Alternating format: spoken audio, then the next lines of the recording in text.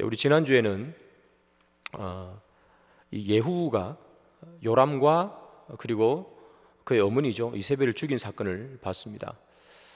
어느 날 엘리사가 자기 제자 선지자 한 명을 불러가지고 기름병을 지어주고요, 예후에게 가서 기름을 부어라 그렇게 얘기하죠. 그래서 그가 들고 가서 예후 장군에게 기름을 부어서 왕이 될 것이라 그렇게 선포를 했습니다. 그리고 이제 왕이 되고 싶었던 이 예후가 이스라엘에서 치료를 받고 있는 그의 왕 요람과 이세벨을 죽였습니다. 왕을 죽였고요, 그리고 대왕 대비겠죠, 죽인 거예요. 권력의 정점에 서 있던, 가장 강한 권력을 가지고 있던 그 두 사람을 예후가 죽인 것이에요. 어떻게 보면 사실상 이 게임은 다 끝나버린 것이죠. 왕을 죽이고 그리고 대왕 대비를 죽였기 때문이죠. 가장 강한 힘을 가지고 있는 두 사람을 죽였기 때문에 이제 사실상 예후의 승리로 끝난 것입니다. 그러나 아직까지 처리해야 될 일들이 있는 것이죠. 뭐냐 하면 이 아합과 그리고 아합의 아들 요람과 이세벨을 죽였지만 그러나 그들의 자손이 여전히 남아있죠. 그들의 아들들, 손자들, 그들이 언제든지 반역을 일으킬 수 있기 때문에 그들을 처치해야 되는 일들이 남아있습니다. 또 누구를 처치해야 되는가 하면 이 아합과 아합의 아들 요람을 따르던 또 이세벨을 따르던 신하들이 있었을 것입니다. 그래서 그들을 따르던 그 신하들을 다 없애야 합니다. 그래서 반란의 싹을 싹둑 잘라내야 되는 것이겠죠. 그게 이 예후에게 남아있는 숙제 같은 것입니다. 자, 그러나 힘과 권력을 지금 예후가 다 가지고 있지만 그렇다고 해서 무차별로 다 사람을 죽일 수는 없습니다. 사람을 다 없애기 전에 이 예후가 생각해야 되는 것이 두 가지가 있습니다. 첫 번째는 뭐냐 하면 그가 반란을 일으킨 것, 이것에 대한 민심을 살펴야 합니다. 민심을 살핀다는 이야기는 이 반란에 명분이 있어야 된다 하는 그런 이야기겠죠. 예후가 힘을 가지고 있지 않습니까? 그는 군대 장관이었기 때문에 군대를 통솔할 수 있었습니다. 힘으로 밀어붙여서 반대하는 사람을 다 죽여버리면, 그리고 그가 왕위에 등극하면 왕은 될 수 있겠지만, 그러나 백성들이 볼 때 저 왕은 원래 있던 왕을 힘으로 그렇게 무너뜨리고 왕이 된 자라 그렇게 말하지 않겠습니까? 그러면 민심이 두려워서 그 앞에 고개를 숙이겠지만 민심이 그를 따라오지 않을 것입니다. 그래서 민심을 다독여야 하고, 그리고 적절한 명분을 가지고 그는 왕위에 등극해야 되고, 그리고 그를 반대할 수 있는 그 싹들을 잘라내야 한다는 것이죠. 그래서 그가 첫 번째 생각해야 되는 것은 바로 이 명분이고 민심입니다. 두 번째 그가 또 생각해야 되는 것은 무엇인가 하면 지금 그 궁궐에 있는 신하들을 생각해야 됩니다. 물론 아주 중요한 요람 왕을 따랐던 사람들은 그가 처단하겠지만, 그러나 모든 궁중에 있는 그런 신하들을 다 없앨 수는 없습니다. 나라가 안 돌아가겠죠. 그러나 남아있는 그 신하들이 자기의 말을 따를 수 있어야 합니다. 만약에 이 예후가 힘이 있다고 해서 이 관료들을 다 칼로 죽여버리면 이 나머지 남아있는 신하들은 두려워서 고개를 숙이지만 언제 다시 또 다른 권력과 손을 잡고 모반할지 모르는 일이겠죠. 그래서 이 예후는 두 가지를 신경 쓰면서 남은 반란의 싹을 잘라내야 됩니다. 첫 번째는 민심과 명분이며, 두 번째는 앞으로도 계속 일해야 될 신하들의 마음을 얻는 것이겠죠. 그래서 오늘 본문에 보면 이 예후가 반란의 싹을 다 잘라내면도 불구하고 민심을 얻기 위해서 노력하는 장면이 오늘 본문에 나타납니다. 자, 열왕기하 10장 1절을 먼저 한번 보겠습니다. 아합의 아들 70명이 사마리아에 있는지라 예후가 편지들을 써서 사마리아에 보내서 이스라엘 귀족들 곧 장로들과 아합의 여러 아들을 교육하는 자들에게 전하니 일렀으되, 이렇게 기록하고 있습니다. 이 예후가 요람과 이세벨을 죽였을 때 그때 이 아합의 아들, 저기 보면 70명 이렇게 기록되어 있죠. 아합의 아들 70명은 어디에 있었는가 하면 사마리아에 있었습니다. 자, 우리 지도를 한번 보겠습니다. 지도를 한번 띄워주시면 좋겠네요. 그럼 잘 보이세요 혹시? 예, 뭐 잘 안 보이실 수도 있는데 잘 눈을 크게 뜨시면 잘 보이십니다. 자, 저기 지도에 보면 요단강 이렇게 보이죠? 요렇게 요단강입니다. 저기 위에 있는 파란색이 갈릴리 바다, 갈릴리 호수. 밑에 있는 큰 그게 바로 홍해 이렇게 되겠죠. 중간에 흐르는 강이 요단강입니다. 요단강을 중심으로 우리가 봤을 때 이렇게 왼쪽이죠, 그죠? 왼쪽에 이스라엘 땅입니다. 저기 보면 빨간색으로 이스라엘이라고 되어 있습니다. 그 빨간색이 이스라엘입니다. 이스라엘이 아니고 이스라엘 도시 이름입니다. 자, 저 이스라엘에 누가 있는가 하면 예후가 지금 있습니다. 저 이스라엘에서 요람 왕도 죽이고 이세벨도 죽였습니다. 그리고 저기에 있는 겁니다. 그때 아합의 아들 70명이 어디에 있었는가 하면 밑에 파란색 보이시죠? 사마리아에 있습니다. 보시면 그렇게 멀지 않죠? 이스라엘의 예후가 있고 그 밑 사마리아에 아합의 아들 70명이 거기에 있는 것입니다. 자, 오늘 본문으로 다시 돌아옵니다. 1절을 한번 띄워주시면 좋겠습니다. 자, 여기 보시면 아합의 아들 70명이 사마리아에 있는지라. 자, 이해되시죠? 사마리아에 있었습니다. 그럼 아합의 아들 70명, 아합 아들 정말 많이 낳았죠? 근데 아들 70명이라는 저 단어는 아들을 표현하는 단어도 되고요, 손자를 표현하는 단어도 되고요. 그러니까 합치면 뭐예요? 자손을 의미하는 단어가 저 아들이라는 뜻입니다. 그래서 진짜 자기 아들 70명이 아니고요, 거기는 손자도 들어가고 여러 명이 다 들어가면서 70명입니다. 저 70명도 진짜 한 명, 두 명에서 70명인가? 보통 그렇게 생각하지 않습니다. 7이라는 숫자가 완전수이기 때문에 70명 하면 엄청나게 많은, 그렇게 보통 생각합니다. 물론 70명이라고 해도 뭐 큰 무리는 없습니다만 보통은 아주 많은 이런 식으로 생각하죠. 어쨌든 70이라고 적혀 있으니 오늘은 70으로 보고 한번 보겠습니다. 아합의 자손 70명이 사마리아에 있었습니다. 자, 예후가 요람 왕을 죽이고 이세벨을 죽이고 그리고 이스라엘에 머물러 있으면서 저기 사마리아에 있는 70명의 아들들과 함께 있는 그의 신하들, 그들을 가르치고 교육했던 선생님들, 그리고 그곳에 있는 귀족들, 높은 관료들에게 편지를 씁니다. 그 편지가 오늘 본문에 나오는데요. 자, 그 편지를 보시면 방금 읽었던 10장 1절의 내용들을 포함하고 있어요. 자, 봅니다. 예후가 사마리아에 있는 귀족들의 편지 썼는데 내용을 한번 봅시다. 3절입니다.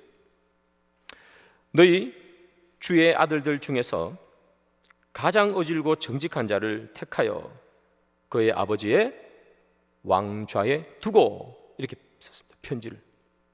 그리고 너희 주의 집을 위하여 싸우라 하였더라, 이렇게 기록합니다. 자, 저 말이 무슨 말인가? 너희 주의 아들들 중에서 가장 어질고 정직한 자를 택해라. 편지를 누구에게 썼다고요? 사마리아에 있는 70명의 아합의 자손에게 쓴 게 아니고 그들을 보호하고 그들과 함께 있는 아합의 신하들, 관료들, 그리고 70명을 가르쳤던 선생님들에게 쓴 편지입니다. 그래서 편지들이라고 1절에 보면 나옵니다. 그 편지에 뭐라고 적혀 있는가 하면 너희 주의 아들들 중에서 가장 어질고 정직한 자를 택하라.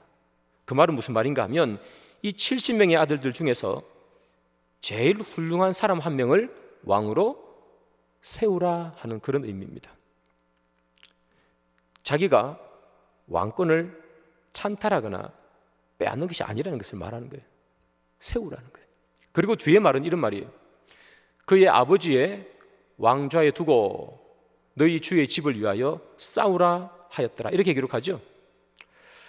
너희 주의 집을 위하여 싸우라는 말은 무슨 말인가 하면 가장 훌륭한 왕 한 명을 너희들이 뽑아서 왕으로 삼고 자신 예후와 한번 싸워보자, 이런 이야기입니다. 한번 붙어보자 하는 거죠. 자, 왕위를 찬탈한 건 아닙니다. 왕을 세우고 나랑 한번 전투해보자, 이런 이야기를 한 겁니다.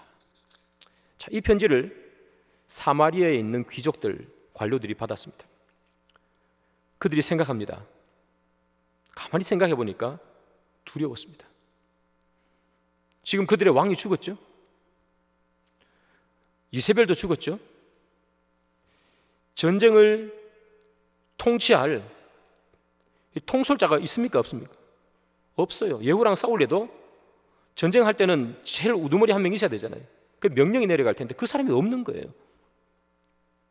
그것도 그런데 지금 이 예후를 이길 만한 사람이 있습니까? 없습니까? 없죠. 사마리아라는 이 성이 요새처럼 잘 지어졌지만, 그러나 왕도 이미 다 죽었고 이세벨도 죽었고, 예후는 군대 장관이니 원래 있던 그 북이스라엘의 모든 군대가 누구에게 지금 속해 있습니까? 예후에게 다 속해 있는 거예요. 지금 사마리아 성 안에 있는 몇 명의 군사밖에 없는 것이죠. 가장 훌륭한 왕을 세워가지고 싸워봤자 이깁니까? 집니까? 이길 수가 없는 겁니다. 그래서 그 편지를 받았습니다. 이 편지를 보낸 이 예후의 의중은 무엇입니까? 항복하라는 거예요. 항복하라는 거예요. 그러나 항복하라 쓰지 않고 제일 훌륭한 왕을 보내서 나랑 한번 싸워보자, 내가 왕권을 찬탈하는 게 아니야 하는 그런 얘기를 하는 거예요. 자, 그 편지를 받고 이 사람들은 두려워서 답장을 보내는데요. 어떻게 답장을 보냈느냐? 5절입니다. 한번 보십시오. 그 왕궁을 책임지는 자와 그 성읍을 책임지는 자와 장로들과 왕자를 교육하는 자들이 예후에게 말을 전하여 이르되 우리는 당신의 종이라. 좀 전까지 누구의 종이었습니까? 요람 왕의 종이었죠. 요람 왕 그전에는 누구의 종이었어요? 아합의 종이었죠.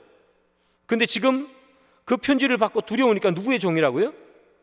당신의 종이라, 그렇게 말하죠. 그러면서 이렇게 얘기합니다.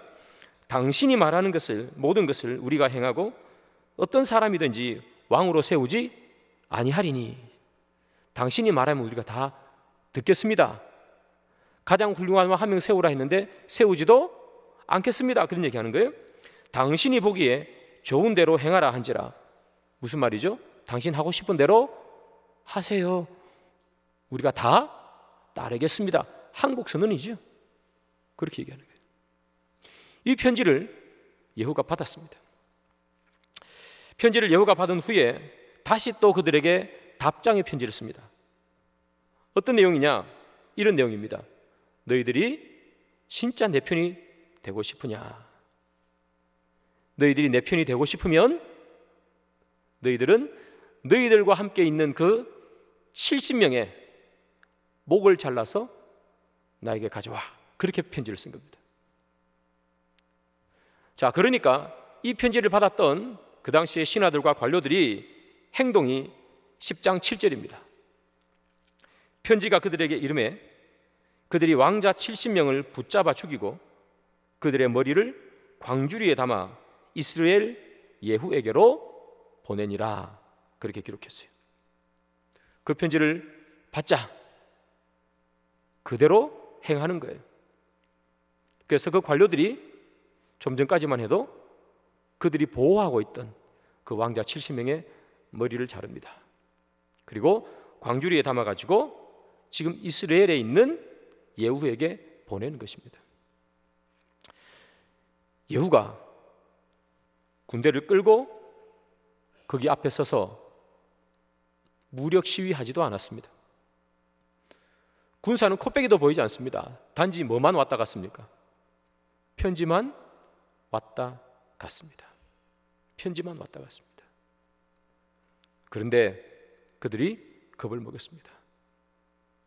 편지 한 통에 그래서 그들이 모시고 있던 왕자 70명의 목을 단 한숨에 잘라서 예후에게 다 보냈습니다. 자, 70명의 이 머리가 예후에게 도착했습니다. 예후가 그 보고를 받고 성문 입구에 두어 그렇게 얘기했습니다. 그래서 머리 70개가 성문 입구에 이렇게 쌓여 있습니다. 이튿날, 그 다음 날 예후가 성문 입구에 갑니다. 그리고 그 머리 앞에 서서 이렇게 말합니다. 열왕기하 10장 9절입니다. 이튿날 아침에 그가 나가서서 뭇 백성에게 이르되 너희는 의롭도다. 나는 내 주를 배반하여 죽였거니와 이 여러 사람을 죽인 자는 누구냐? 그렇게 물었습니다. 사람들이 많이 모여 있겠죠. 머리 70개가 거기 있으니까 무슨 일인가 싶어서 끔찍하지만 많은 사람들이 거기 와 있을 것입니다. 그때 예후가 그렇게 얘기하는 거예요. 너희는 의롭도다. 너희는 의롭도다는 말이 도대체 무슨 말입니까? 이런 말입니다. 너희는 의롭도다 하는 말은 너희들은 공평하게 판단할 만큼 의로운 사람들이라 하는 그런 뜻입니다. 자, 그러면 저 구절을 좀 쉽게 풀이하면 이런 뜻이 됩니다. 너희는 올바른 판단을 할 수 있는 의로운 사람들이 아니냐. 나는 내 주를 배반하여 죽였거니와 예후 자신을 말하죠. 나는 나의 상관인 왕이었던 요람을 죽였지만 이 여러 사람은 그 70개의 머리를 말합니다. 이 70개의 머리, 이 70명을 죽인 자는 도대체 누구냐? 이렇게 묻는 겁니다. 이 70명을 죽인 자는 도대체 누군지 너희들은 현명하니까, 의로우니까 너희들은 의롭게 판단할 수 있으니 한번 판단해보라. 그렇게 얘기하는 것입니다. 여러분, 그 70명을 죽인 사람이 누구죠? 예후가 죽였습니까? 사실상 예후가 죽였죠. 그죠? 예후가 죽인 것 아닙니까? 그러나 그 사람들의 목을 직접 벤 것은 예후가 아니죠. 그 70명의 왕자들, 그 사람들과 늘 가까이 있던 관료들, 신하들, 가르치던 선생님들이 목을 벤 거예요. 그래서 예후가 하는 말이 뭡니까? 이 70명을 죽인 사람은 뭐냐 이 말이죠. 내가 안 죽였다는 거예요. 나는 요람을 죽였지만 이 70명을 죽인 자는 내가 아니야. 그렇게 얘기하는 거죠. 맞지 않습니까? 예후는 어디에 있었어요? 여기 이스라엘에 있잖아요. 저 70명의 머리는 어디에서 왔어요? 사마리아에서 온 거 아닙니까? 자기가 안 죽인 거예요. 내가 안 죽였다는 거예요. 여러분, 이 예후의 이야기를 보면 예후가 죽이는 사람은 딱 한 명밖에 없습니다. 누구를 죽입니까? 요람을 활을 쏘서 죽이는 것 하나밖에 없습니다. 나머지는 전부 다 누가 죽입니까? 자기가 죽이지 않습니다. 이 예후는 자기의 손에 요람을 죽인 것 이외에는 피 한 방울도 안 묻힙니다. 그러면서 하는 말이 이 사람들 누가 죽였어? 내가 죽이지 않았다는 겁니다. 그리고 백성들 앞에서 이렇게 얘기합니다. 10장 10절. 그런즉 이제 너희는 알라. 곧 여호와께서 아합의 집에 대하여 하신 말씀은 하나도 땅에 떨어지지 아니하리라. 여호와께서 그의 종 엘리야를 통하여 하신 말씀을 이제 이루셨도다 하니라. 그렇게 얘기합니다. 이 예후가 이렇게 얘기합니다. 이 사람들 죽었잖아. 아합의 자손들이 다 죽었잖아. 내가 비록 요람을 죽였지만 그러나 아합의 가문이 다 멸절된 것은 내가 사사로이 왕이 되고 싶어서 그들을 죽인 것이 아니라 하나님께서 그들을 벌한 것이라. 하나님께서 그들에게 벌 주시리라 하나님께서 말씀하신 그것이, 그 약속이 이루어진 것이라. 그렇게 지금 여호가 말하는 것이에요. 그게 오늘 본문의 이야기입니다. 그렇습니다, 여러분. 이 사람들이 아합의 가문이 죽은 것은 하나님의 말씀이 성취되고 응했을 따름입니다.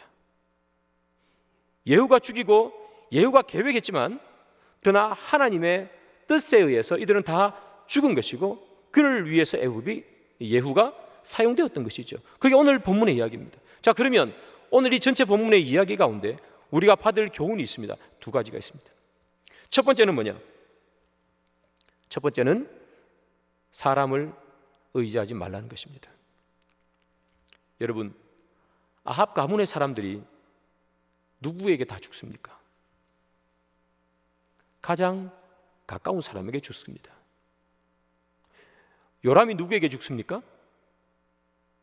예후 장군에게 죽죠. 예후 장군은 군대 장관입니다. 가장 믿는 사람 아니겠습니까? 병권을 지어주는 거예요. 총과 칼을 지어주는 거예요. 믿지 않고서 어떻게 총칼을 그에게 맡기겠습니까? 요람이 가장 믿었던 사람, 가장 신뢰했던 사람이 바로 이 예후입니다. 가장 신뢰했던 사람에게 죽습니다. 여러분, 이세벨은 누구에게 죽는지 아십니까? 지난주 본문 보십시오. 이세벨은요, 그를 모시고 있던 내시에게 죽습니다. 예후가 가서 이렇게 얘기합니다. 나의 편에 설 자람이 누구냐? 그자 내시가 두 명이 이렇게 손듭니다. 이렇게 저요, 이렇게 던지라. 그래서 이 여인을 창밖으로 던져버립니다. 그래서 죽는 거 아니겠습니까? 늘 이세벨 옆에서 늘 그를 보필하고 그를 도와주었던 내시, 이세벨의 가장 가까운 내시 두 명에게 의해서 이세벨은 죽습니다. 오늘 죽었던 이 70명의 아합의 자손들, 왕자들 누구에게 죽습니까? 그를 보호하던 사람들이잖아요. 이스라엘에서 요람 왕이 무참히 죽고 이세벨이 무참히 죽을 때 사마리아의 성에 들어가서 그들을 보호하고 있고, 그리고 요람 편에 그때까지만 해도 섰던 사람들, 그 사람들이 갑자기 돌변해서 이 70명을 죽이는 것 아니겠습니까? 좀 전까지만 해도 아합의 사람이었고 요람의 사람이었고 그 70명을 가르치던 선생님들이었습니다. 가장 가까운 사람입니다. 가장 가까운 사람에 의해서 죽는 것입니다. 여러분, 이 70명이 이세벨이, 요람이 가장 가까운 예후에 의해서, 내시에 의해서, 자기들을 가르치고 자기들을 보호했던 선생님과 관료들에 의해서 죽을지 누가 알았겠습니까? 인간적으로 가깝다는 것이 여러분 무슨 소용이 있습니까? 힘들고 어려우면 다 떠나는 것이 사람입니다. 그래서 사람 의지하지 말라, 그렇게 말하는 것입니다. 가장 믿었던 사람, 그 사람이 배신하는 거고, 가장 가까운 사람이 가장 힘들게 하는 법입니다. 그래서 사람 의지하지 말 것을 말합니다. 사람을 사랑하고 이해하고 인내하되 그 사람을 의지하지 말라는 것입니다.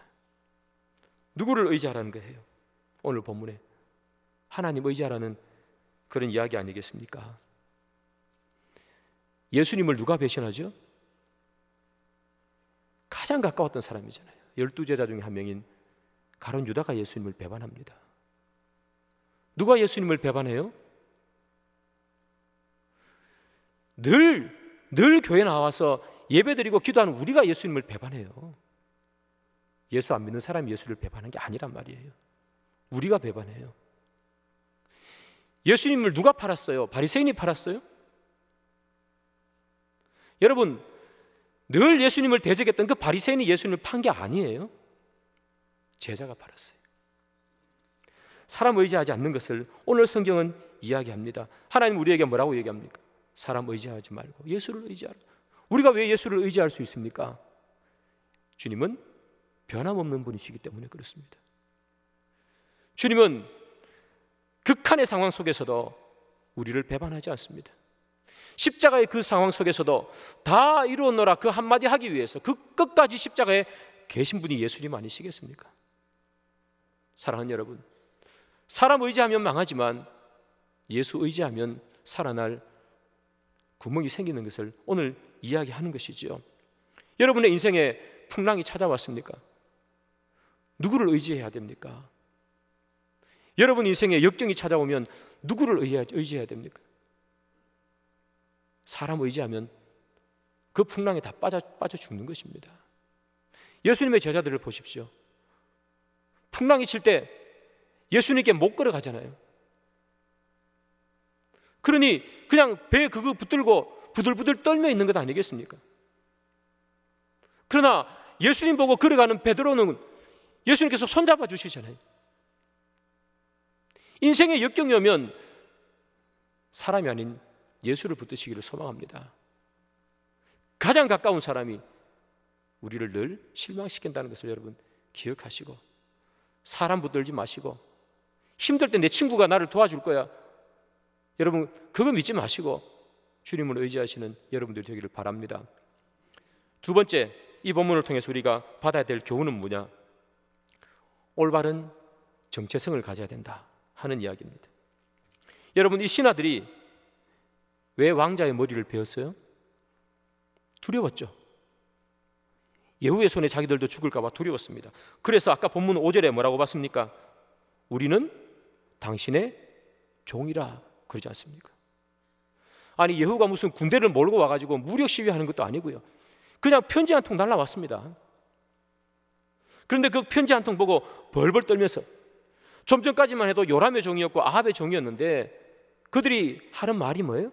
우리는 당신의 종이라.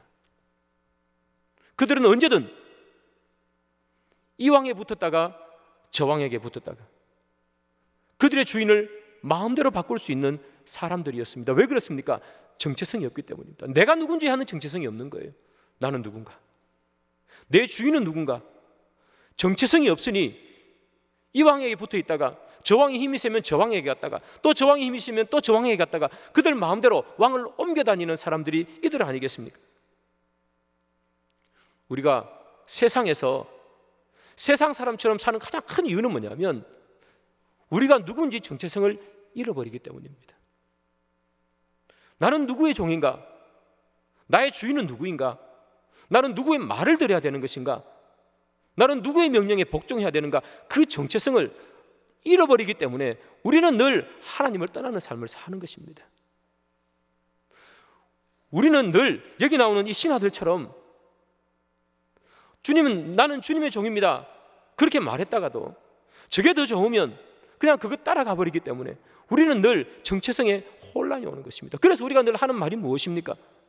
나는 교회를 다니는 사람이지만 진짜 나는 세상 사람과 다를 바가 없어. 우리가 늘 입에 달고 사는 얘기가 그 얘기 아니겠습니까? 왜 그렇습니까? 정체성을 잃어버렸기 때문입니다. 내가 누군지 생각하지 않기 때문입니다. 어떤 일을 할 때도, 무슨 말을 할 때도 내가 도대체 누구인지, 내가 누구의 자녀인지, 내가 누구의 종인지를 늘 잊어버리기 때문에 그렇습니다. 그래서 우리는 정체성을 잃어버리니 이것저것 기웃거리는 삶을 살 수밖에 없는 것이지요. 여러분 스스로에게 분명히 질문해야 됩니다. 나는 누군가? 나는 누구의 종인가? 오늘 여기 나오는 사람들처럼 나는 당신의 종이라 그렇게 바뀌어버리는 우리들은 아닙니다. 우리가 마귀와 사탄의 종으로 살았어야 되겠습니까? 우리가 늘 우리의 정체성을 분명히 할 때 그때 주님 원하시는 그 길을 우리는 걸어갈 수 있는 줄 믿습니다. 사랑하는 여러분, 우리가 세상에 발을 딛고 살지 않습니까? 우리가 세상에 발을 딛고 살다 보면 오늘 본문에 나오는 이 일들을 우리는 늘 겪게 되어 있습니다. 세상이 우리에게 위협하는 일들이지요. 네 주인이 누군지 한번 말해보라는 것입니다. 총칼로 우리에게 그렇게 위협하는 건 아니지만 세상의 사탄과 마귀가 보이지 않는 방식으로 우리에게 늘 유혹하고 미혹하는 것입니다. 네 주인이 누구냐? 네 주인이 누구냐? 사랑하는 여러분, 여러분들의 주인이 누구십니까? 여러분들의 주인은 누구고 여러분들은 누구를 의지합니까? 내 주인이 누구냐에 따라서 그 사람을 의지하지 않겠습니까? 그들의 주인이 아합이었으면 아합을 의지했을 것이고 그들의 주인이 마음대로 바꿀 수 있으면 바뀌는 사람마다 그들은 의지했겠지요. 우리의 주인이 누구냐가 우리가 누구를 의지하는지를 결정합니다. 우리가 지금 돈을 의지하고 있으면 우리의 주인은 돈이 되겠지요. 나의 주인은 주님이십니다 하고 우리가 돈을 의지하면 도대체 무엇이 맞는 것입니까? 주인을 의지해야 되는 것 아니겠습니까? 내가 누구를 의지하고 있는지가 내 주인이 누군지를 고백하는 것과 사실상 같습니다. 그래서 사랑하는 여러분, 오늘 본문을 보면서 우리가 세상에서 늘 세상이 우리에게 말하는 것, 당신은 누구의 종인가? 너는 누구의 종인가? 그 이야기를 물을 때 우리가 나는 주님의 종입니다. 그러기에 주를 의지하기를 소망합니다. 그 이야기를 세상 가운데서 분명하게 할 수 있고 분명한 여러분의 정체성을 가지고 이 세상을 살기를 주님의 이름으로 축복합니다.